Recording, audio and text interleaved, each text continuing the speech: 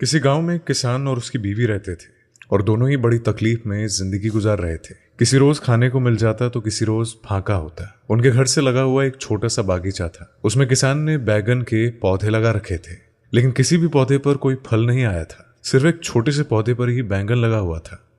एक रोज किसान ने अपनी घरवाली से कहा, देखो तो एक ही पौधे पर बैंगन आया है, इसलिए मैं इसे बेचना नहीं चाहता। तुम बोलो, तुम्हारी क्या राय है? घरवाली कहने लगी कि बहुत अच्छा, इसे तोड़कर अपने ही घर ले चलेंगे। बैगन रफ्ता रफ्ता बढ़ने लगा और बढ़ते बढ़ते वो कद्दू जितना बड़ा हो गया। तब एक रोज किसान ने उसे तोड़ लिया और अपनी बीवी के हाथ पर रख दिया। बोला कि आज इसकी तरकारी बना ले, मैं खेत से लौटकर आऊंगा तो उसके बाद इसे खाऊंगा। किसान तो अपने कंधों पर ही हल रखकर खेत को चल दिया और उसकी बीवी बैगन लेकर घर आ गई। घर पर जैसे उसने हाथ में छुरी लेकर बैगन को काटना चाहा तो मालूम नहीं किसने कहा कि आहिस्ता आहिस्ता काट। ये सुनते ही वो हक्की बक्की रह गई और चारों तरफ देखने लगी कि कौन बोल रहा है। जब कहीं कोई नजर नहीं आया तो किसान की बीवी ने फिर से बैंगन काटने को हाथ बढ़ाया, लेकिन दोबारा फिर उसे वही बात सुनाई दी कि आहिस्ता आहिस्ता काट। तो अब की बार उसे ऐसा मालूम हुआ कि बैंगन के अंदर से आवाज आ रही है और ये ख्याल आते ही उसका कलेजा हलक को आ गया और बैंगन को जमीन पर फेंककर वो घर से भाग निकली और खेत पर पहुंचकर ही उसने दम लिया। किसान ने अपनी बीवी को इस कदर घबराया हुआ देखकर उसने पूछा, क्या हुआ, क्या बात है, इतनी घबराई हुई क्यों हो? बीवी ने कहा कि वो बैंगन बोलता है। किसान ने कहा, अरे पगली, बैंगन का भी बोलता भी है। बीवी कहने लगी कि चलकर अपने कानों से सुन लो।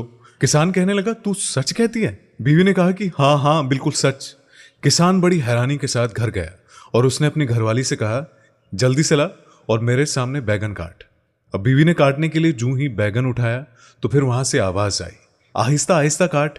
इतना सुनकर किसान फिक्र में पड़ गया। उसने कहा, अच्छा ठीक है, आहिस्ता आहिस्ता ही सही, पर काटो। तो ऐसे में बीवी बैंगन को काटने लगी, लेकिन ये क्या, जूं ही बैंगन के दो टुकड़े हुए तो उसके अंदर से एक निहायत खूबसूरत लड़की निकल पड़ी और उसके रंग रूप से चारों तरफ एकदम से रोशनी हो गई। लड़की को देखकर किसान की बीवी बहुत खुश हुई। उसने कहा कि हमारे तो कोई बेटा बेटी नहीं है, तो मैं इसको बेटी बनाकर रखूंगी। ये बैंगन में से निकली है, इसीलिए इसका नाम बैगनवती रखती हूँ। और फिर उसने लड़की को उठाकर सीने से लगा लिया। वो उसका मुंह चूम चूम कर उसे प्यार करने लगी और फिर लड़की हंसने लगी। ये देखकर किसान बोला, गोद में बेटी तो आ गई है, अब इसे क्या खिलाएंगे? घर में न तो दूध है और न ही अनाज है। बीवी ने कहा कि दूध नहीं है तो क्या हुआ, हमारी बैंगनवती बैंगन का रस पीकर जवान हो जाएगी। जाओ तुम अपना काम करो। अब जैसे जैसे बैगनवती बड़ी हो रही थी और उसका जैसा हुस्न था, किसी और लड़की के पास वैसा हुस्न नहीं था। एक रोज किसान अपने खेत में काम कर रहा था। बैगनवती पास से खेल रही थी तो इस वक्त राजा का वहां से गुजर हुआ। वो हमेशा भेष बदलकर अपनी रियाया की हालत को देखने के लिए निकला करता था। उसे कोई भी पहचान नहीं सकता था। तो जाते जाते अचानक राजा की निगाह उस खूबसूरत बैगनवती पर पड़ी। उसने खेत में से एक आदमी को बुलाकर पूछा कि ये किसकी लड़की है? उस आदमी ने जवाब दिया कि इसी किसान की बेटी है। उसके बाद राजा ने अपने महल पहुंचकर किसान को बुलावा भेजा। जब किसान आया तो राजा ने कहा कि आज जब तुम अपना खेत जोत रहे थे उस वक्त तुम्हारे पास एक लड़की बैठी थी, वो लड़की कौन है? तो किसान ने जवाब दिया कि महाराज, वो एक तरह से मेरी बेटी है और एक तरह से नहीं भी है। राजा ने पूछा कि इसका मतलब क्या है? तब किसान ने सारा हाल बयान कर दिया। तमाम बातें सुनकर राजा ने पूछा कि उसका नाम क्या है? किसान ने कहा कि उसका नाम बैगनवती है। उसके बाद फिर राजा ने कहा कि हम बैगनवती को ब्याह कर अपनी रानी बनाएंगे। किसान ये सुनकर हैरान रह गया और कहा, हुजूर आप ये क्या फरमाते हैं? आप एक मामूली किसान की बेटी से ब्याह करेंगे? राजा ने कहा कि हाँ, ऐसी खूबसूरत लड़की तो किसी राजा के महल में नहीं मिलेगी। किसान कहने लगा कि हुजूर मेरे साथ मजाक न कीजिए। राजा ने जवाब दिया कि नहीं, हम मजाक नहीं कर रहे, हम सच कह रहे हैं। तुम्हारी इस लड़की के साथ हम जरूर ब्याह करेंगे। खुशी के मारे किसान के मुंह से कोई बात न निकली। वो राजा के मुंह की तरफ देखता तो वहीं खड़ा रह गया। राजा ने कहा, जाओ और अपनी बेटी को ले आओ, आज से उसका नाम बैगन सुंदरी है। किसान दौड़ा दौड़ा अपने घर आया और बीवी को उसने सब कुछ बता दिया। उसकी बीवी भी खुश हो गई और बैगनवती का श्रृंगार करने लगी। उसे उपटन मलकर नहला दिया गया, आंखों में काजल लगाया, हाथों पैरों में मेहंदी रचाई, बालों में तेल डालकर जूड़ा बांध दिया गया और फिर घर के बाहर राजा की भेजी हुई सुनहरी पालकी भी मौजूद थी। किसान की बीवी ने बैगनवती को ले जाकर उस पालकी में बिठा दिया और जब लौटकर अपनी झोपड़ी में आई तो उसे वहां अंधेरा मालूम हुआ और बेचारे की आंखों से आंसू टपकने लगे। इधर उस लड़की की पालकी उठाकर महल ले गए। राजा ने बहुत सा माल दौलत देकर अपने नए ससुर किसान का बड़ा आदर सत्कार किया। बैगन सुंदरी को रानियों जैसे कपड़े और जेवरात दिए गए और फिर धूमधाम के साथ उसका ब्याह हुआ। बैंगनवती सच में बहुत खूबसूरत मुखड़ा लेकर आई थी और राजा अपनी सब रानियों से ज्यादा बैगन सुंदरी को प्यार करने लगा। हर वक्त उसके पास रहना चाहता था और जो चीज वो तलब करती राजा फौरन उसे मंगवा कर देता। देश विदेश से जो भी उम्दा चीज आती थी राजा उसे बैंगन सुंदरी के महल में भेज देता था। बैंगन सुंदरी जो चाहती राजा वही पूरी करता। महारानी यानी कि जो पहले रानी थी उससे ये सब देखा नहीं जाता। वो बहुत जलती थी। महल में सब लोग रानी की सूरत और सीरत की बहुत तारीफ करते थे। उससे महारानी और भी ज्यादा जलती थी और सोचती कि इस किसान की छोकरी ने खुदा मालूम कहां से आकर राजा को अपनी मुट्ठी में कर लिया है। अब मैं क्या करूं। एक रोज महारानी ने रानी सुंदरी से पूछा कि छोटी रानी तुम्हारी जान कहाँ है। बैंगन सुंदरी ने जवाब दिया कि बड़ी बहन जान और कहाँ होगी, यही मेरे दिल में। बड़ी रानी ने कहा कि नहीं नहीं, ये नहीं हो सकता। तुम तो इंसान के पेट से पैदा ही नहीं हुई हो, इसी वजह से तुम्हारी जान तुम्हारे तन में नहीं होगी, जरूर किसी और जगह रखी होगी। बैंगन सुंदरी ने कहा बड़ी बहन तुम्हें मालूम करने की ऐसी क्या जरूरत है। महारानी बोली कि जरूरत तो कुछ नहीं है, यूं ही मालूम करना चाहती हूं कि बाद में कोई तुम्हारा नुकसान न कर बैठे। बैंगन सुंदरी ने कहा बहन ये ख्याल छोड़ दो, जब ये बात मैं किसी से कहूंगी ही नहीं तो मेरा कोई नुकसान कैसे कर सकेगा। तो क्या तुम्हारी जान तुम्हारे जिस्म में नहीं है। बैंगन सुंदरी ने आहिस्ता से कहा नहीं बहन, मेरी जान इस जिस्म में नहीं है। महारानी कहने लगी कि बात छुपाने से क्या होता है, खब बतला दो कि तुम्हारी जान जिस्म में नहीं है तो कहाँ है। बैंगन सुंदरी ने कहा कि यह बात बताना मना है। महारानी ने कहा भला अपनी बड़ी बहन को बताने में हर्ज क्या है, मैं कोई गैर तो नहीं। सुंदरी ने जवाब दिया कि ऐसी बात नहीं है और ये बात मेरे घर वालों को बताने के लिए भी मुझे इजाजत नहीं है। छोटी रानी ने बात नहीं बतलाई, लेकिन बड़ी रानी ने भी उसका पीछा नहीं छोड़ा। खाते पीते उठते जागते वो बैंगन सुंदरी से यही बात पूछती रहती और इस तरह 1 साल गुजर गया। दिन रात वो एक ही सवाल सुनते सुनते छोटी रानी जो थी वो उकता गई। आखिरकार एक रोज तंग आकर उसने कह दिया अच्छा ठीक है, मैं किसी रोज आपको बतला दूंगी। महारानी ने हंसकर कहा बैंगन सुंदरी याद रखना, तुमने वादा कर लिया है, रानी होकर झूठ नहीं बोलना है। यह सुनकर बैंगन सुंदरी चौंक पड़ी। वो सोचने लगी कि आज मैंने बिना सोचे समझे क्या कह दिया। अब तो बड़ी रानी को बताना ही पड़ेगा कि मेरी जान किस चीज में पड़ी है। अगर नहीं बताऊंगी तो झूठी बनूंगी। अब क्या करूं। आखिर बैंगन सुंदरी ने राजा को अपने महल में बुलवा भेजा। उसने कहा कि महाराज अगर मैं अचानक मर जाऊं तो मेरी लाश को जला न देना। राजा ने उसके मुंह पर हाथ रखकर कहा चुप पगली, ऐसी बात मत कहो। सुंदरी बोली कि नहीं महाराज, मेरी तमाम बातें सुन लीजिए। मैं मर जाऊं तो बस्ती से बाहर एक मकान बनवा के मुझे पलंग समेत उसी मकान में रखवा देना और मकान के अंदर ही खुशनुमा बगीचा लगवा देना और एक कून की दीवार उठवा देना जिसमें कहीं अंदर आने जाने का रास्ता ना हो। राजा ने बात काट कर कहा कि रानी चुप रहो, ये बात जुबान से मत निकालो। रानी बोली कि हाँ महाराज, अभी तो चुप होती हूं, बस एक बात और सुन लीजिए। उस मकान में बहुत सा अनाज, दाल, घी, तेल, चीनी, मिर्च, मसाला, ये सब वहां रखवा देना। राजा ने कड़कड़ाकर कहा चुप हो जाओ। फिर सुंदरी चुप हो गई। कुछ रोज बस ऐसे ही निकल गए। तो ऐसे में एक रोज बड़ी रानी ने बैगन सुंदरी से कहा छोटी रानी, तुमने बताया नहीं कि तुम्हारी जान कहाँ है। बैगन सुंदरी बोली कि तो क्या बीबी जी सचमुच में बता दूं। बड़ी रानी ने कहा कि तुम वादा कर चुकी हो, तो क्या अब अपने वादे से पीछे हट जाओगी।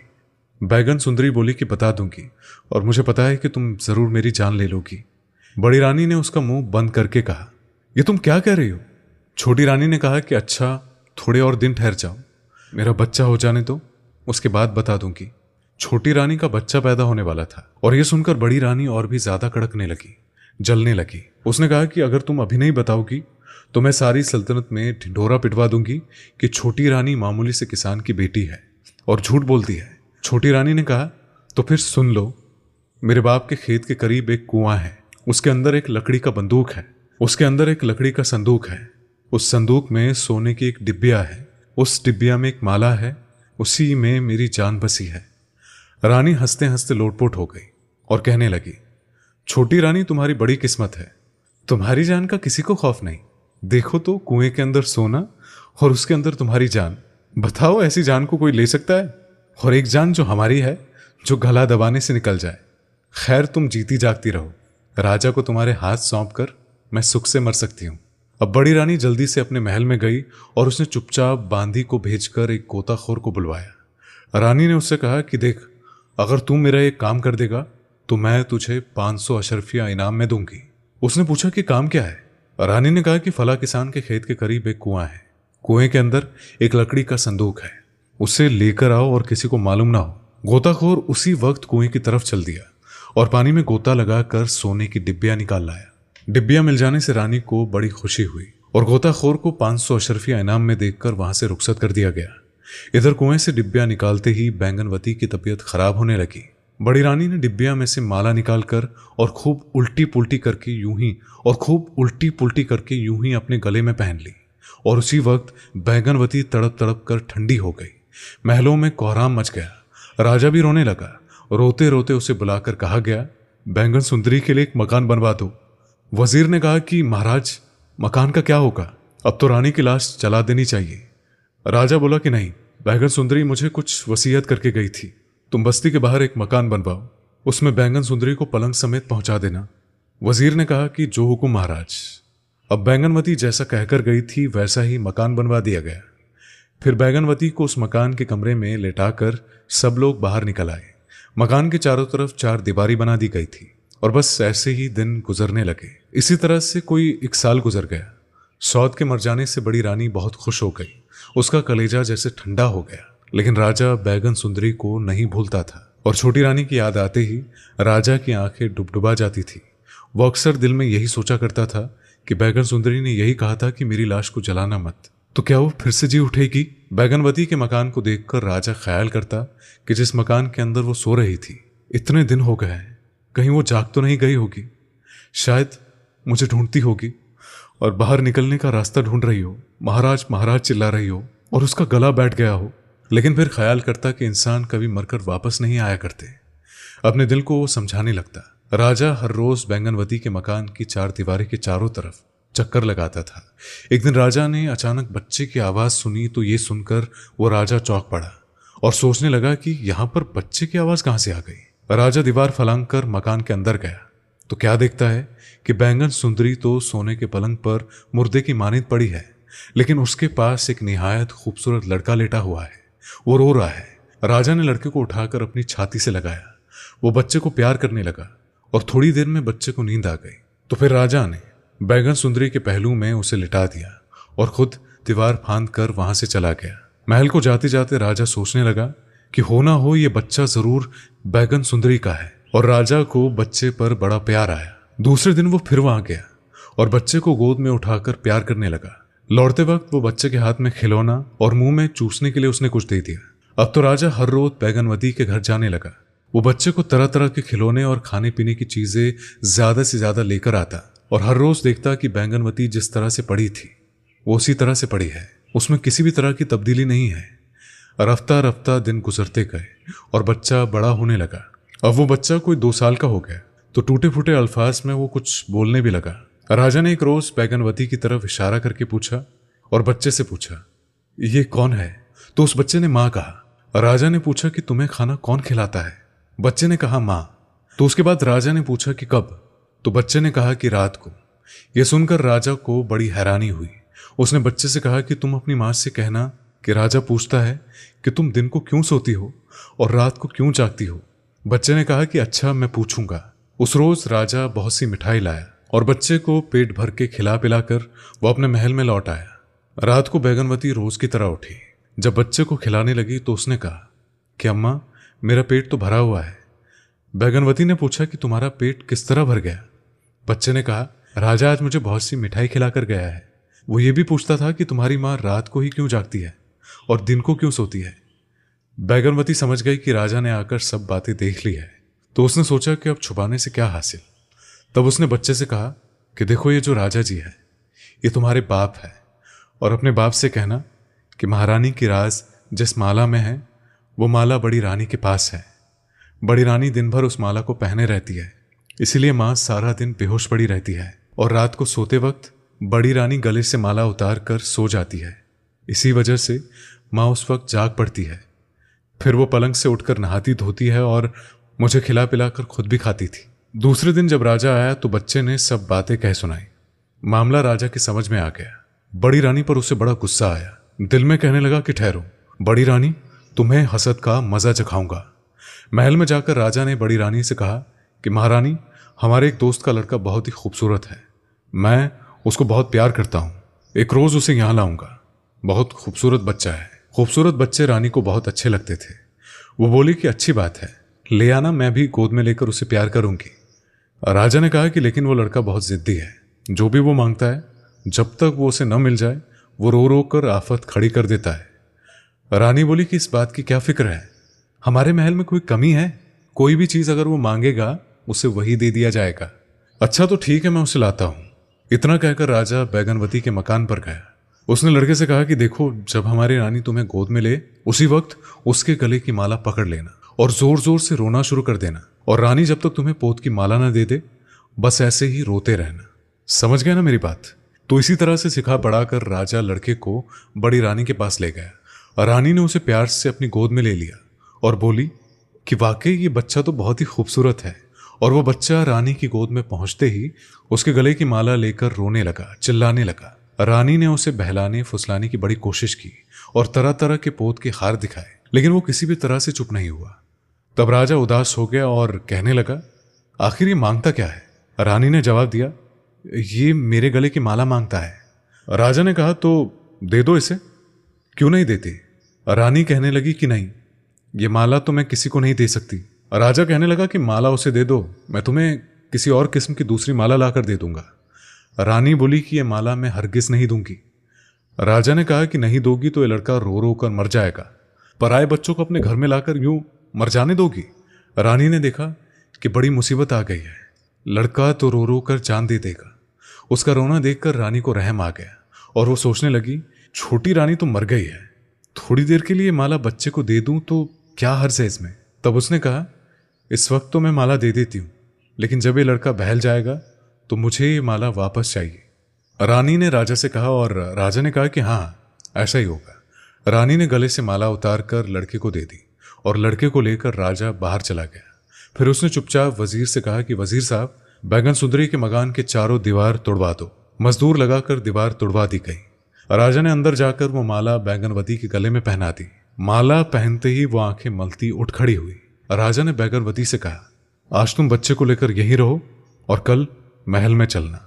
इस रोज राजा बहुत रात तक बैगनवती के यहाँ ठहरा और जब महल में पहुंचा तो बड़ी रानी ने कहा, आपको इतनी देर कैसे हो गई?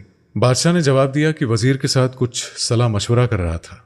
रानी ने पूछा कि सब खैरियत से तो है ना? बादशाह ने कहा कि दूसरे मुल्क का बादशाह मुझसे लड़ने को आ रहा है, इसी वजह से हम सलाह कर रहे थे कि तुम्हें कहाँ छुपा कर रखना चाहिए। रानी बोली कि या अल्लाह, लड़ाई भिड़ाई के नाम से तो मुझे बहुत डर लगता है। तो फिर अब आपने क्या सोचा है, क्या तय किया है? राजा ने कहा कि जमीन के नीचे तहखाना बनवाकर मैं तुम्हें उसमें छुपा कर रखूंगा। रानी कहने लगी, तो फिर जल्दी से बनवा ले, बल्कि अभी से हुक्म दे दे। बादशाह कहने लगा कि हाँ, सुबह ही मैं हुक्म दे दूंगा। इतना कहकर राजा सो गया और फिर उसके दूसरे दिन बड़ा सा गड्ढा खोदा गया। राजा ने रानी से कहा कि रानी, गड्ढे में जाकर तो देखो, क्या इस गड्ढे में रहने और खाने पीने का जरूरी सामान रखने के लिए काफी जगह है या नहीं। रानी जब देखने के लिए गड्ढे में उतरी तो इधर लोगों ने फौरन चारों तरफ से मट्टी डालकर रानी को गड्ढे में दबा दिया और दूसरों से हसद करने वाली रानी गड्ढे में गाड़ दी गई। उसके बाद फिर राजा बैगन सुंदरी और उसके लड़के को महल में ले आया और चैन से अपने महल में राज करने लगा। इसी वजह से प्यारे दोस्तों, आज की ये इंटरेस्टिंग स्टोरी उम्मीद करते हैं कि आप सभी को पसंद आई होगी और मजीद ऐसी ही स्टोरी सुनने के लिए हमारे चैनल को सब्सक्राइब करके हमारी फैमिली का हिस्सा जरूर बनिएगा। इसलिए आज की वीडियो में बस इतना ही। अस्सलाम वालेकुम, अल्लाह हाफिज।